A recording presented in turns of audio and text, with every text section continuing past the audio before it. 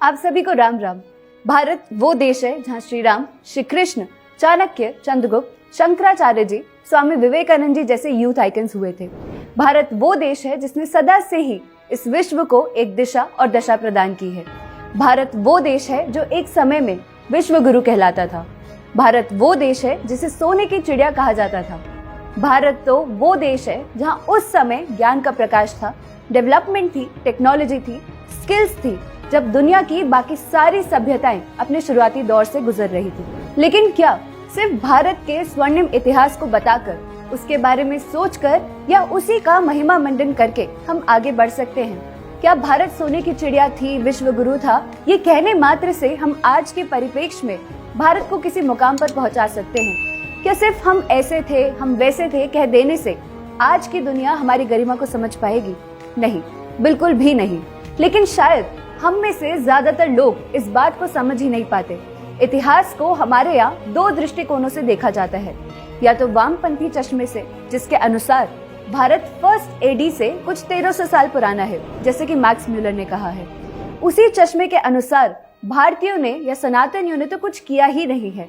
भारत में जो भी विकास हुआ है, बढ़ोतरी हुई है, वो सिर्फ बौद्ध काल में हुई है या फिर मुगलों के आने के बाद हुई है। इस चश्मे के हिसाब से तो सब अच्छे हैं, पूरा विश्व की सभी सभ्यताएं अच्छी हैं, पुरानी हैं, सिवाय भारत के। मानो कि सारे गुनाह अकेले भारत ने किए हों। वहीं दूसरा चश्मा आता है दक्षिण पंथियों का, यानी राइट विंगर्स का, जो इतिहास के स्वर्णिम पन्नों को पलटकर ही खुश हैं। वो आज के परिप्रेक्ष्य में जो बदलाव लाने चाहिए या जिन पुरानी बातों को स्वीकार करना चाहिए और आगे बढ़ना चाहिए, वो सब छोड़कर सिर्फ उसी इतिहास को पकड़े बैठे हैं। और ये सब जानना इसलिए आवश्यक है क्योंकि आज भारत दुनिया का सबसे युवा देश है, जहाँ 64% पॉपुलेशन वर्किंग एज की है, यानी युवाओं की है। और ये गोल्डन अपॉर्चुनिटी हमारे पास ज्यादा से ज्यादा 10 साल तक ही है, क्योंकि ministry of statistics and programme की रिपोर्ट के अकॉर्डिंग इंडियन पॉपुलेशन की मीडियन एज 2021 में 28 साल बन जाएगी और 2031 में यही मीडियन एज 31 साल बन जाएगी। और सिर्फ यही लॉस नहीं है, बल्कि साथ साथ डॉक्टर पवन सिन्हा गुरुजी ने भी बहुत बार चेताया है कि भारत के बाद अगला युवा देश पाकिस्तान होगा और उसके बाद चाइना, और इसका असर पड़ेगा भारत पर। तो ये हमारे लिए अति आवश्यक है कि भारत का युवा सही समय पर जागरूक होकर इस देश के लिए, सनातन धर्म के लिए और भारत के पुनरुत्थान के लिए कार्य करे। इसी कारण से जितने भी विजनरीज हुए हैं, उन सभी ने अपनी उम्मीदें युवाओं से लगाई है। इस देश की बागडोर युवाओं के हाथों में थमाने की बात की है। लेकिन क्या भारत का युवा तैयार है इस बागडोर को संभालने के लिए? जहां एम्स की रिपोर्ट के अनुसार 3.1 करोड़ लोग कैनबिस लेते हैं, 1.3 करोड़ लोग गांजा और चरस लेते हैं, जहां union ministry of social justice की 2004 की रिपोर्ट के हिसाब से भारत के ड्रग एडिक्ट्स में से 20% लोग 21 साल की उम्र से नीचे हैं। क्या ऐसे युवा इस देश की बागडोर संभालेंगे, जिस देश में युवा कम से कम 2.5 घंटा रोज के सोशल मीडिया पर वेस्ट करता है? वो युवा भारत को विश्व गुरु बनाएगा। जहां यूनिसेफ के अनुसार भारत के 7 में से 1 युवा डिप्रेशन से जूझ रहा है, जहां बॉडी डिस्मॉर्फिया जैसे इश्यूज हैं, जहां सेल्फ एस्टीम लो है, कॉन्फिडेंस लो है, आइसोलेशन और लोनलीनेस यानी अकेलेपन की भावना प्रखर है, वहाँ युवा देश के लिए कुछ काम कर पाएगा? अगर एक लिस्ट बनाई जाए उन सब मुद्दों की जिससे आज के भारतीय युवा गुजर रहे हैं, या उनकी परेशानियों की एक लिस्ट बनाई जाए, तो शायद वो लिस्ट कभी खत्म ना हो। स्वाभाविक भी है, अब जिंदगी उतनी सरल नहीं रही। सोशल मीडिया के बढ़ते उपयोग ने हमारे इमोशंस, बिहेवियर और पूरी जिंदगी को ही ऑल्टर कर दिया है। मानो जैसे अब आने वाली जनरेशन जेनेटिकली मॉडिफाइड हो। आज यंगस्टर्स के पास हजारों चीजें हैं उन्हें उलझाने के लिए, लेकिन सॉल्यूशंस के नाम पर सब चुप हैं। चुप इसलिए भी है क्योंकि जो भारत विरोधी ताकतें हैं, वो तो चाहती भी हैं कि भारत का युवा इसी दलदल में फंसकर रहे और कभी आगे ना बढ़े। इसीलिए भारत में नार्को टेररिज्म बढ़ रहा है। ड्रग्स और अल्कोहल के सर्किट्स में जाने वाले कितने युवा फंसते जा रहे हैं। रिहैबिलिटेशन सेंटर्स फेल होते जा रहे हैं। इसीलिए भारत में साइबर टेररिज्म बढ़ रहा है, जिससे कि लोगों को, खास तौर से लड़कियों को ब्लैकमेल करके उन्हें बुली किया जा रहा है। Fraud, phishing, stalking, cyber tracking आदि जैसे किस्से दिन पर दिन बढ़ते जा रहे हैं। जानबूझकर युवाओं को एडिक्शन की तरफ धकेला जा रहा है। इस सब के बारे में आगे बात करते हैं, गहराई से समझते हैं, लेकिन उससे पहले युवाओं के मुद्दों को समझना आवश्यक है। सोशल मीडिया का बढ़ता प्रयोग इसका एक इम्पोर्टेंट पार्ट है। एक स्टडी के बेसिस पर पता चलता है कि 42.9% school students social networking accounts पर प्रेजेंट हैं। उनके लिए अकाउंट बनाना और इंटरनेट को एक्सेस करना बहुत ही आसान है। इसी में national commission for protection of child rights की एक रिपोर्ट के अकॉर्डिंग 10 साल के ज्यादा बच्चे सोशल मीडिया पर प्रेजेंट हैं। 10 साल की उम्र के 37.8% बच्चे फेसबुक पर हैं और 24.3% बच्चे इंस्टाग्राम पर हैं। और ये सब तो पुराना डेटा है। कोरोना वायरस पैंडेमिक के आने के बाद ऑनलाइन प्रेजेंस बढ़ गई है और इसी वजह से स्क्रीन टाइम या डिजिटल टाइम भी बढ़ गया है। अब इसी सोशल मीडिया के बढ़ते प्रयोग के बहुत सारे साइड इफेक्ट्स हैं जो मुझे बताने की जरूरत नहीं है, क्योंकि हम सब सोशल मीडिया को यूज करते हैं और उनके साइड इफेक्ट्स को जानते भी हैं। सोशल मीडिया बना था लोगों को असिस्ट करने के लिए, उन्हें एक दूसरे से कनेक्ट करने के लिए, लेकिन अब सोशल मीडिया ने हमें डिस्कनेक्ट ज्यादा किया है, एक दूसरे से भी, अपने आप से भी और साथ ही इस दुनिया से भी। सोशल मीडिया अपने आप में एक दुनिया बन गई है जहां लोग 24 घंटे अटके रह सकते हैं और ये एडिक्शन नेचुरल नहीं है। बहुत बड़ी बड़ी कंपनीज और लाखों करोड़ों रुपए लगाए जाते हैं इस एडिक्शन को कायम रखने के लिए, जिससे कि हम अपने फोन्स में माइंडलेसली स्क्रॉल करते रहें और उससे हमारा बिहेवियर, हमारी चॉइसेस और हमारी डिटेल्स ट्रैक की जा सके और उसके बाद हमें उसी अकॉर्डिंग मोल्ड किया जाए। और ये सब डेटा सिर्फ हमारे कंज्यूमर बिहेवियर को बदलने के लिए ही नहीं यूज किया जाता, बल्कि ये बहुत सी कंपनीज, थिंक टैंक्स और ग्रुप्स के एक्सेस में होता है, जिनका पर्पस आइडियोलॉजिकल चेंज और नैरेटिव बिल्डिंग भी होता है।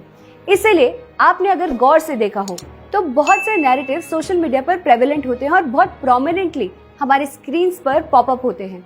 And after a point of time these narratives after repeated appearance start seeping into our minds। ऐसे ही लोगों के मन में एक पर्टिकुलर टाइप के थॉट को फिट इन करवाया जाता है और फेक न्यूज, मिस इन्फॉर्मेशन जैसी चीजें होती हैं। इसी की वजह से लोग सोशल मीडिया पर एक पोस्ट पढ़कर दंगे करने को भी तैयार हो जाते हैं। वहीं दूसरी तरफ सोशल मीडिया से रिलेटेड क्राइम्स जैसे phishing, cyber stalking, tracking, cyber bullying आदि बढ़ते हैं और लोगों की प्राइवेसी कॉम्प्रोमाइज हुई है, जिससे कि साइबर सिक्योरिटी खतरे में आई है। सोशल मीडिया का इम्पैक्ट सिर्फ इतना ही नहीं है, बल्कि इंडिविजुअल लेवल पर सोशल मीडिया हमारे रिश्तों को, हमारे बिहेवियर को, हमारे अपने थॉट्स को, हमारी इमेज को भी बदल रहा है। हमारे जनरेशन के अंदर यानी यंग जनरेशन के अंदर एक एंजाइटी है, जिसका कारण सिर्फ और सिर्फ social media and everything being at the tip of our fingers है। जब गूगल की कृपा से हमारे हर एक सवाल का जवाब 1 सेकंड में मिल जाता है, तो रियल लाइफ में थोड़ा सा भी डिले होता है तो हमें एंजाइटी होने लगती है। फिर आती है ओवर थिंकिंग, ओवर एनालाइजिंग और फियर ऑफ मिसिंग आउट यानी फोमो, यानी हमारी कपोल कल्पनाएं हमें ज्यादा सोचने पर मजबूर कर देती हैं और उसके बाद हमें लगता है जैसे सब कुछ हमारे हाथों से छूट रहा हो। और आज के बढ़ते पार्टी कल्चर ने युवाओं में इस फोमो को और भी बढ़ाया है।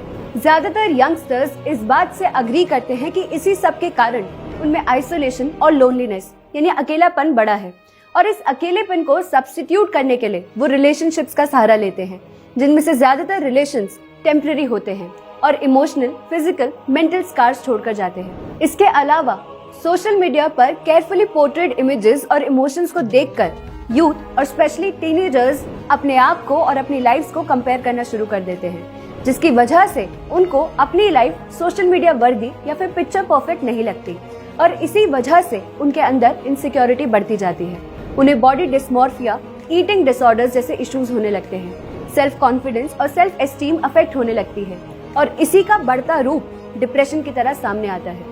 वर्ल्ड हेल्थ ऑर्गेनाइजेशन की रिपोर्ट के अकॉर्डिंग 56 मिलियन इंडियंस डिप्रेशन से गुजर रहे हैं और 38 मिलियन इंडियंस एंजाइटी डिसऑर्डर से जूझ रहे हैं। WHO की ही रिपोर्ट के अकॉर्डिंग इंडिया में वर्ल्ड के 36.6% सुसाइड्स कमिट किए जाते हैं। डरा देने वाली बात तो ये है कि निमहंस की यानी NIMHANS की union ministry of mental health and neurosciences की अंडर आई एक रिपोर्ट के अकॉर्डिंग इंडिया में 9.8 मिलियन टीनेजर्स डिप्रेशन से गुजर रहे हैं और ये वो बच्चे हैं जिनकी उम्र अभी 13 से 17 साल ही है। वर्किंग कंडीशंस, एक्सेसिव स्ट्रेस और एक्सेसिव कंपटीशन भी इन मेंटल डिसऑर्डर्स में कंट्रीब्यूट करता है और ये कंपटीशन या फिर एक्सेसिव स्ट्रेस सिर्फ जॉब्स या बिजनेसेस में नहीं, बल्कि जिस तरह से हमारा एजुकेशन सिस्टम चल रहा है, जिसमें इनोवेशन, रिसर्च और एकेडमिक वैल्यूज खत्म हो चुकी है और रोट लर्निंग यानी रट्टा मारने का कॉन्सेप्ट आगे बढ़ रहा है। जो जितना अच्छा रट्टा मार सकता है वो एग्जाम में उतने ही अच्छे मार्क्स लाकर क्वालिफाई कर सकता है। इस सिस्टम ने हमारी एजुकेशन को खराब किया है और साथ ही कॉन्सेप्ट बेस्ड नॉलेज को मेमोरी बेस्ड नॉलेज से रिप्लेस करवा दिया है। दूसरी तरफ हमारी हिस्ट्री को ऐसे डिस्टॉर्ट किया जा रहा है कि आज भी 1857 के स्वतंत्रता संग्राम को हम 1857 म्यूटिनी कहते हैं। तो ऐसे इतिहास को पढ़कर कहाँ ही हमारे युवा को भारत पर गर्व होगा। इससे तो साफ साफ युवाओं को अपने ही रूट से डिटैचमेंट करवाया जाएगा और फिर बनेंगे वो बच्चे जिनकी कल्पना मैकॉले ने की थी। मैकॉलेज इंग्लिश एजुकेशन का नतीजा यहाँ दिखता है, जब अंग्रेजों के कॉलोनियल हैंगओवर ने हमारे स्लेव माइंडसेट यानी गुलाम मानसिकता को खत्म ही नहीं होने दिया और उसका नतीजा ये हुआ कि एक ऐसी जनरेशन तैयार हुई है जो भारतीय तो है लेकिन सिर्फ शक्ल से। हाव भाव, भाषा, आइडियोलॉजी सब उनकी अंग्रेजों वाली है और बड़े दुख के साथ ये कहना पड़ रहा है कि यहाँ मैकॉले सफल हुआ। उसने तब हमारी शिक्षा में बदलाव लाकर हमें बर्बाद करने की कोशिश करी और आज उसी के प्लान्स को और थ्योरीज जैसे डाउनवर्ड फिल्ट्रेशन थ्योरी को फॉलो करके हम खुद बर्बाद हुए जा रहे हैं। वेस्टर्नाइजेशन का असर तो कुछ ऐसा है कि हमारी युवा पीढ़ी बिना देखे, बिना सोचे और बिना समझे सिर्फ और सिर्फ वेस्ट को कॉपी किए जा रही है। अब तो हाल ये है कि अगर वेस्टर्नर्स कुएं में कूद रहे होंगे तो उनका देखा देखी भारतीय युवा पहले कुएं में कूदेंगे। इसके बहुत से उदाहरण हैं। सबसे पहला तो बढ़ता पार्टी कल्चर। भारत में त्योहार मनाए जाते थे, परिवार के साथ, रिश्तेदारों के साथ, पड़ोसियों के साथ। इन त्योहारों में एक मतलब था, गहराई थी, रंग थे, खुशियां थी, जिंदगी थी। इन त्योहारों के पीछे कुछ ना कुछ साइंटिफिक रीजंस भी थे। ये त्योहार हम सबको साथ लाते थे, यूनाइट करते थे और दुख से दूर रखते थे। लेकिन इनको वेस्टर्न कॉन्सेप्ट ऑफ पार्टी ने अब रिप्लेस कर दिया है, जहाँ कल्चर ही शो ऑफ का है, एक्सपेंसिव ड्रेसिंग का है, अल्कोहल कंजम्पशन का है, ड्रग्स का है और हेडोनिज्म का है। कितने ही यंगस्टर्स हैं जो ऐसी पार्टीज में जाकर इंटॉक्सिकेट होकर अपने होश खो देते हैं और कुछ भी करने और करवाने को तैयार हो जाते हैं। ये ना ही सिर्फ हमारे कल्चर और सभ्यता पर एक व्यंग है, बल्कि एक सोची समझी साजिश है सनातन धर्म की वैल्यूज को, भारत की वैल्यूज को खत्म करने की और हमारे यूथ को धीरे धीरे ड्रग्स और अल्कोहल के एडिक्ट्स बनाकर मेंटली वीक करने की। क्या आपने कभी सोचा है कि कितनी रिपोर्ट्स आती हैं कश्मीर, असम और पंजाब जैसी बॉर्डर स्टेट्स में बढ़ती ड्रग सप्लाई की। 2 अक्टूबर 2021 को डेक्कन हेरल्ड में पब्लिश एक आर्टिकल के अकॉर्डिंग 2020 की यूएन वर्ल्ड ड्रग रिपोर्ट के अकॉर्डिंग अफगानिस्तान में 2.24 lakh hectares area opium cultivation के लिए यूज किया जा रहा है, यानी वर्ल्ड की 75% इलिसिट ओपियम कल्टीवेशन।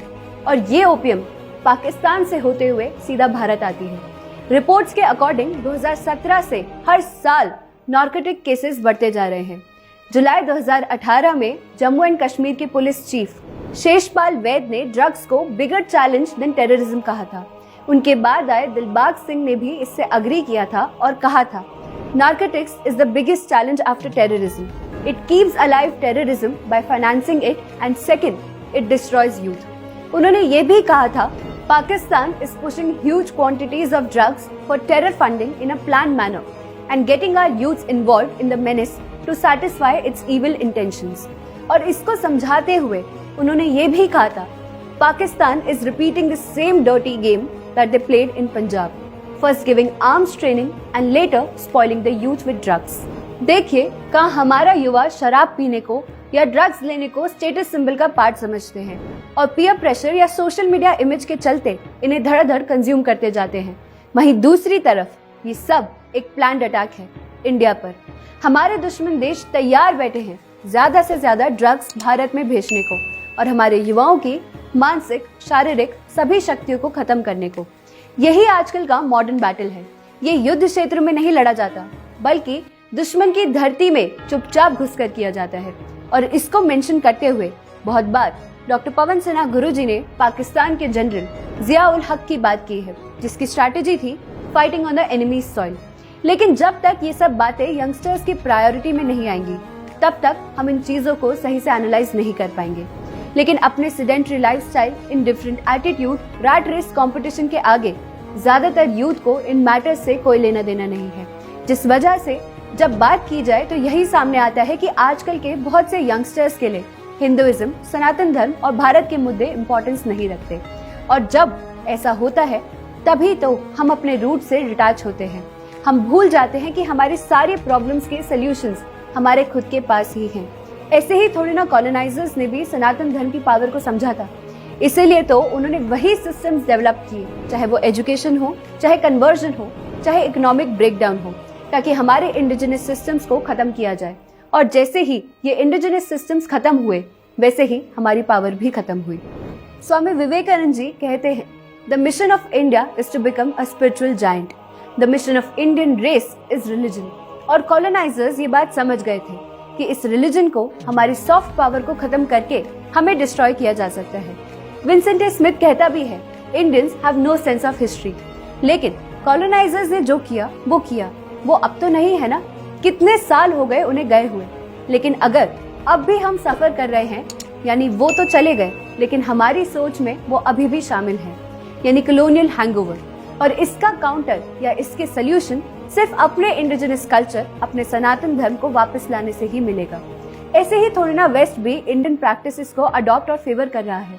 ऐसे ही थोड़ी ना वो भी योग की शक्ति को पहचानने लगे हैं, चाहे योगा के ही तरह से। ऐसे ही थोड़ी ना उन्होंने भी मेडिटेशन स्टार्ट कर दी है। ऐसे ही थोड़ी ना हल्दी की इम्पोर्टेंस समझ आ गई है। एक लंबी लिस्ट है उन प्रैक्टिसेस की जो उन्होंने हमसे ली है और हमने खुद छोड़ दी है। वेस्ट अब फैमिली स्ट्रक्चर की इम्पोर्टेंस को समझकर न्यूक्लियर फैमिली से कलेक्टिव लिविंग की तरफ बढ़ रहा है। वहीं इंडियंस अपने जॉइंट फैमिली कल्चर को भूलकर न्यूक्लियर फैमिलीज प्रेफर करने लगे हैं, जबकि जॉइंट फैमिलीज पहले एक इंसान का सपोर्ट सिस्टम होती थी। कोई भी दिक्कत होती थी तो सब साथ आकर खड़े होते थे, किसी को भी अकेलापन नहीं महसूस होता था। लेकिन फैमिली सिस्टम के ब्रेकडाउन के बाद ये सब सिस्टम्स भी खत्म हो गए। वहीं पेरेंट्स ने भी अपने बच्चों को क्रच के भरोसे छोड़ दिया है और पेरेंटिंग की इम्पोर्टेंस को कम आंककर बच्चों को वो emotional, mental, physical support provide ही नहीं किया, जिससे कि बच्चे उन पर ट्रस्ट करें और उनसे बातें शेयर करें। और बहुत से यंगस्टर्स के अकेलेपन का कारण यही डिस्टॉर्टेड रिलेशंस हैं, जहां वो खुलकर अपनी बात शेयर भी नहीं कर सकते। तो जब बड़े लोग युवाओं को ब्लेम करते हैं अपनी संस्कृति से अलग होने के लिए, तो इसमें पेरेंट्स खुद भी जिम्मेदार होते हैं। डॉक्टर पवन सिन्हा गुरुजी ने इसको एक्सप्लेन करते हुए कई बार कहा है, अगर राम चाहिए तो दशरथ बनना पड़ेगा। तो पेरेंट्स की भी इक्वल गलती है और इक्वल रोल है इसको इम्प्रूव करने के लिए। इसके आगे चले तो हमारे कल्चर में सिस्टम्स ऐसे ही हैं जो यूनिटी और टुगेदरनेस को प्रमोट करते हैं, जहाँ टेम्पल्स एक मीटिंग पॉइंट होते थे, एक रिफ्यूज होते थे हेक्टिक जिंदगी से, जहाँ पर लोग शांति के लिए, अध्यात्म के लिए, अध्ययन के लिए जाते थे। लेकिन अब टेम्पल की इम्पोर्टेंस खत्म कर दी गई है। बहुत से मंदिरों को तो तोड़ ही दिया गया है और बाकी ज्यादातर मंदिरों में अध्यात्म कम और पाखंड ज्यादा है। वीआईपी लाइंस हैं जहाँ पैसे देकर लोग अपना स्टेटस दिखाते हैं। ऐसे ही कमर्शियलाइजेशन हुआ हमारे फेस्टिवल्स का। भारत को तो जाना ही अपने फेस्टिवल से जाता था। इतने त्योहार, इतने रंग, इतनी खुशियाँ और इतनी यूनिटी। किसी के पास समय और मौका ही कहाँ था डिप्रेस होने का। लेकिन जब से हमने वेस्टर्न सिस्टम को फॉलो किया है, we have lost our essence, our spirit. और ऐसा नहीं है कि सारे वेस्टर्न प्रिंसिपल्स गलत हैं, वो उनके एनवायरनमेंट, उनके सराउंडिंग्स और उनके सिस्टम्स के लिए ठीक है। लेकिन भारत जैसे कॉम्प्लेक्स सिविलाइजेशन के लिए वेस्टर्न प्रिंसिपल्स सूटेबल नहीं है। इसीलिए जरूरत है इंडियन नैरेटिव सेट करने की, हमारे इंडिजिनस प्रैक्टिसेस को वापस लाने की। और यही काम भारत में आश्रम और गुरुकुल करते थे। आज गुरु शिष्य परंपरा भी समाप्त हो रही है। इसीलिए रिक्वायर्ड लव, अफेक्शन ना ही युवाओं को मिल रहा है और ना ही वो दे पा रहे हैं। तो अगर सोल्यूशन को समराइज करने की कोशिश करूं तो स्वामी विवेकानंद जी के शब्दों में कहूंगी, in religion lies the vitality of India, and so long as the Hindu race do not forget the great inheritance of their forefathers, there is no power on earth to destroy them. Each nation has a main current in life. In India, it is religion. यानी जब तक हम युवा अपनी root से जुड़े रहेंगे, current perspective में अपनी संस्कृति को लाएंगे, तब तक हम ग्रो करेंगे, क्योंकि इंडिया की पावर ही अपने रिलीजन में है। इसी बात पे राम राम, नमस्कार, भारत माता की जय।